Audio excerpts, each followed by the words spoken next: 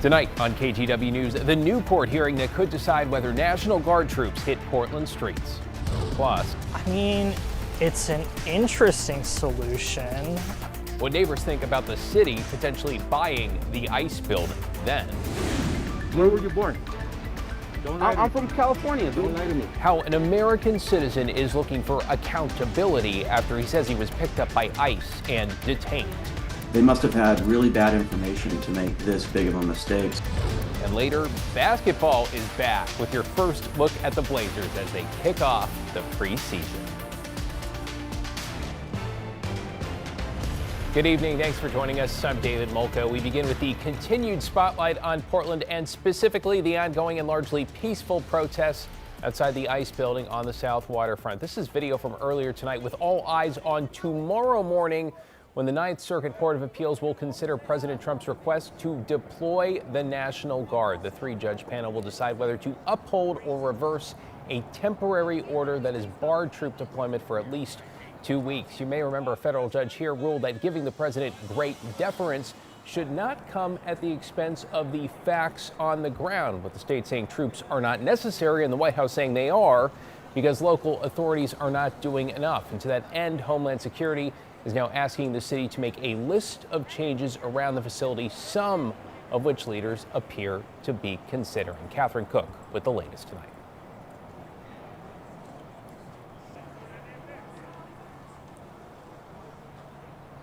After Tuesday's visit from Homeland Security Secretary Kristi Noem, things are changing around Portland's South Waterfront. The feds gave local leaders a list of demands to help clear the entrance for ICE agents amid nightly protests outside their building. On this part of South Bond Avenue, you can see change is not a one-way street. On Wednesday, PBOT restriped the road for two-way traffic, at the time accommodating a road closure directly in front of the ICE building. But on Wednesday evening, officers removed the police tape, once again opening the area to cars and people. The reason? The Oregonian reports Portland Mayor Keith Wilson decided to drop the barriers after some city council members raised concerns that keeping the area taped off might inflame protesters and residents. Homeland Security had asked the city for a buffer zone around the ICE building, which the mayor told the Oregonian he may consider in the future. We asked people who live in the area what they think. It's weird. It's a public street. I think that's the main thing. It's a public street. I don't know why you would need zones. They have their line on the sidewalk. The feds also asked the city to create free speech zones for protesters, a request the mayor dismissed in a letter to DHS, saying, in response to your request for free speech zones, the city of Portland commits to peacefully facilitating free speech throughout the city of Portland. Neighbor Christian Young said protest zones might not be a bad idea. A protest is a protest. To me personally, coming from the eyes of the protesters, if they can do it, if they can accomplish it, why not? It'll bring a little bit of peace. The protesters can protest and peace can still be made. And here's something else. In his statement Wednesday, Mayor Wilson said one Trump administration official had raised the possibility of Portland taking over the ICE facility lease and moving ICE out, something Wilson said he'd be open to discussing. I think it would be good, considering how much of a problem it's been. It all stems from way more complex issues, right? And so, I don't think that the particulars of what happened here necessarily make a huge impact.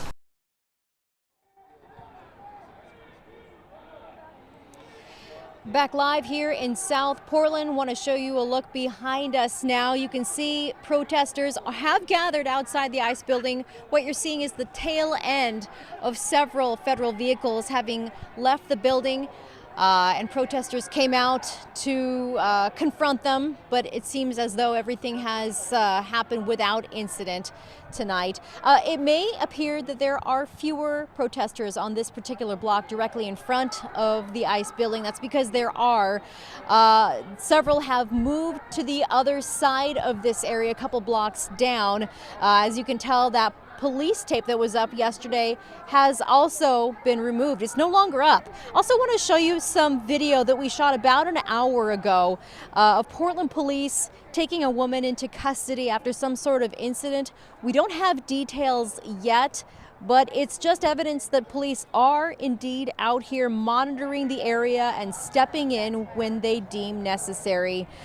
This as, again, the city decides how to respond to those demands that the feds laid out following months of protests. David, back to you. Yeah, imagine a conversation that's going to continue in the days to come. Catherine, appreciate your reporting there as always. Well, meanwhile, we're learning about a bizarre arrest in the neighborhood last night. Police say 36-year-old Nathan Khalil was wanted in connection with a disturbance at the facility when officers approached him near the Willamette. They say he hid in the bushes and then dove into the water. Khalil then swam to Ross Island and hours later was tracked down with K-9 units. He's now charged with robbery and criminal mischief. Meanwhile, Secretary Kristi Noem was back at the White House today, where the president held a roundtable to discuss efforts to crack down on left-leaning groups, specifically the anti-fascist movement known as Antifa. The secretary accusing Oregon's governor, Portland's mayor, and other leaders of, quote, covering up terrorism. These leaders in these local cities, along with Pritzker and Johnson, ignore what's going on, or, sir, they're helping Antifa cover it up. And in Portland, Oregon, Antifa thugs have repeatedly attacked our offices and laid siege to federal property in an attempt to violently stop the execution of federal law. Everything we're doing is very lawful. The president recently signed an order designating Antifa as a domestic terrorist organization. That's even though the group is not an actual organization with leadership, but a broad term that can be applied to some decentralized far-left groups. What do you mean overstay? An overstate. I don't know what that is. Where dude. were you born? And don't lie to me. I'm from California, dude. Don't lie to me. Where were you born? California. Okay, so we're gonna take you in and verify your No, information. you're not, dude. Yes, we No, are. you're not. Yes, we are. I haven't done anything wrong. Well, new tonight, video shows the moments a Milwaukee man, an American citizen, says he was profiled and detained by ICE agents while arriving to work in Portland. According to his attorney, Frank Miranda was born in California and tried to show the agent's ID. The lawyer says authorities took his phone, threw Miranda in a van, and threatened him. Miranda was held, his attorney says, for several hours at the ICE building on the South Waterfront until agents realized they'd made a mistake and then drove him back to work. There was no apology. In fact, they were laughing and high-fiving when they threw him in the van, and they never gave him any reason for detaining him. In fact, the only thing they gave him when he left was a list of free resources for illegal immigrants, which he had no use for since he's an American citizen.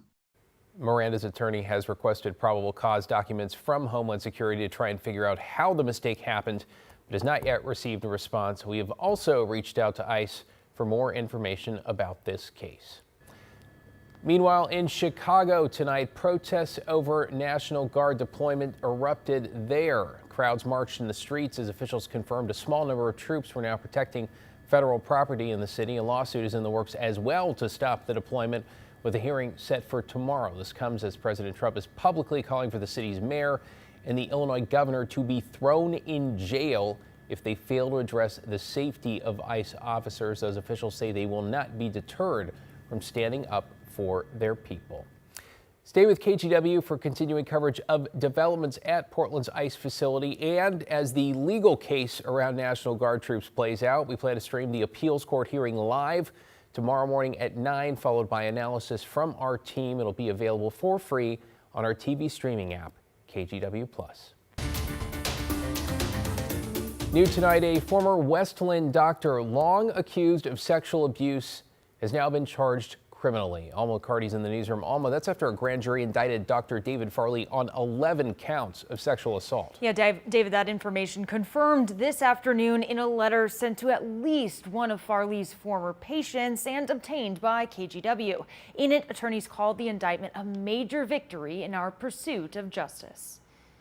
According to a letter obtained by KGW, a confidential grand jury convened last week, and after a day and a half of testimony, issued an indictment that includes 11 felony sexual assault charges against David Farley. This indictment marking the first criminal charges against Farley, a former doctor who ran a family medicine practice in West Lynn. In a civil suit, more than 170 women and girls have alleged sexual abuse by Farley, who abruptly retired in 2020. The Oregon Medical Board revoked his license a few months later for, quote, unprofessional and dishonorable conduct and gross repeated acts of negligence. We spoke with attorney Courtney Tom in May of this year after a hearing in the civil case. The strong women and children that we represent, and it's been a very extremely brutally long road, but they remain committed not only for themselves, but for the many women and children that have yet to come forward. Alleged victims have fought for years for accountability and justice. In 2022, a Clackamas grand jury declined to indict Farley on criminal charges.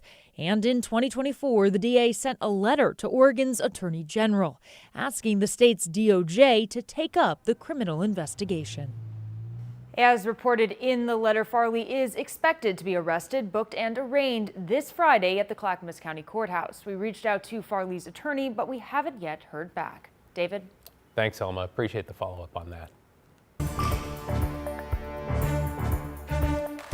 All right, two significant developments this evening in the Middle East, with Israel and Hamas agreeing to the first phase of a peace plan outlined by President Trump. In a social media post, the president writing that the agreement means all remaining hostages held by Hamas will be released and Israel will begin to withdraw troops to an agreed upon line. He also indicated he may travel to Egypt, where talks have been taking place. And tonight, the president posting this video from the families of some of the hostages. We will not stop fighting until we see the last of the 48 return to their family. Those who were murdered in captivity, buried in the land of Israel, those who are still alive, walking through the border and reuniting with us, the families. In Israel, people celebrated the news as it broke that hostages could be released as soon as this Sunday or Monday. Meanwhile, Palestinians welcomed the deal with a mix of hope and skepticism. All right, let's take you outside now on this Wednesday, on a day where you likely noticed the big cool down. Highs near 80 yesterday, though today we barely cracked the 60s. Meteorologist Joe Ranieri's here. Joe, sounds like this is just the beginning. Yes, now we're going to realize that we're really done with summer-like weather, and we head into tomorrow. We're going to be seeing mostly sunny skies to start off the morning commute and a good portion of the first part of the day, but by late morning, early part of the afternoon, those clouds will start to return. You won't notice the showers until probably your evening commute, and when those showers do start to materialize, they'll be relatively light. But this is a couple of upper-level lows out there. This is the one that's going to be bringing in some light showers throughout the Oregon Cascades tomorrow. As it pushes off to the west, we'll start to see those increasing clouds, and this is what we could be expecting to see over the next couple of days. Cool and wet conditions as a kind of a series of fronts moves onshore. So this is kind of astonishing to look at. This was at our highs today, 60 degrees at the Portland International Airport. Again, yesterday was topping out close to 80 degrees. Now, along the Oregon coast, temperatures were in the low to mid 60s. So we'll look at the clear skies to start things off tomorrow, like I said, but that upper level low that's kind of churning off Northern California will be bringing in some showers overnight and into tomorrow through parts of the Cascades and the east side of the state. And then we'll start to see those clouds increase on the west side. So right around 5:30 tomorrow, we'll be seeing some showers, and then we'll start to see some drier weather. Heavier showers, though, will start to come back in the picture heading into Saturday. And David, it is going to be a wet weekend, and that also means some snowfall up in the Oregon Cascades. I'll talk more about that and just how low snow levels get coming up in a few minutes. Hey, I suppose it's about time. Thanks, Joe. See you in a few.